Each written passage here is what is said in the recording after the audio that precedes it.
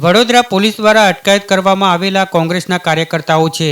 Vadodara police દ્વારા કોંગ્રેસ અગ્રણી અશપાલ મલિક સહિત 4 કાર્યકર્તાઓની અટકાયત કરવામાં આવી હતી। મધ્યપ્રદેશ સરકારના મંત્રી વિજય શાહે ભારતીય સેનાના કર્નલ સોફિયા કુરેશી વિરુદ્ધ વાંધાજનક નિવેદન આપ્યું હતું, જેના વિરુદ્ધમાં કોંગ્રેસના કાર્યકર્તાઓ સ્થાનિક લોકોની આગેવાનીમાં વડોદરા સન ફાર્મા રોડ પર પોસ્ટર દર્શાવી વિરોધ પ્રદર્શન કરતા હતા। તમને જણાવી દઈએ કે વિજય શાહનો એક વિડીયો સામે આવ્યો હતો, જેમાં તેમણે રવિવારે ઇન્દોરના મહુના રાયકુંડા ગામમાં આયોજિત કાર્યક્રમમાં સંબોધન દરમિયાન કર્નલ સોફિયા કુરેશીને આતંકવાદીઓની બહેન ગણાવી હતી। જે બાદ તેમના વિવાદાસ્પદ નિવેદન બાદ દેશભરમાં તેમના વિરુદ્ધ વિરોધ પ્રદર્શન થઈ રહ્યા છે। જો કે મધ્યપ્રદેશ હાઈકોર્ટે કર્નલ સોફિયા કુરેશી પર મધ્યપ્રદેશના આદિજાતિ બાબતોના મંત્રી વિજય શાહ દ્વારા આપવામાં આવેલા નિવેદન પર સખત નોંધ લીધી છે। હાઈકોર્ટે મધ્યપ્રદેશના ડીજીપીને વિજય શાહ વિરુદ્ધ એફઆઈઆર નોંધવાનો નિર્દેશ પણ આપ્યો છે।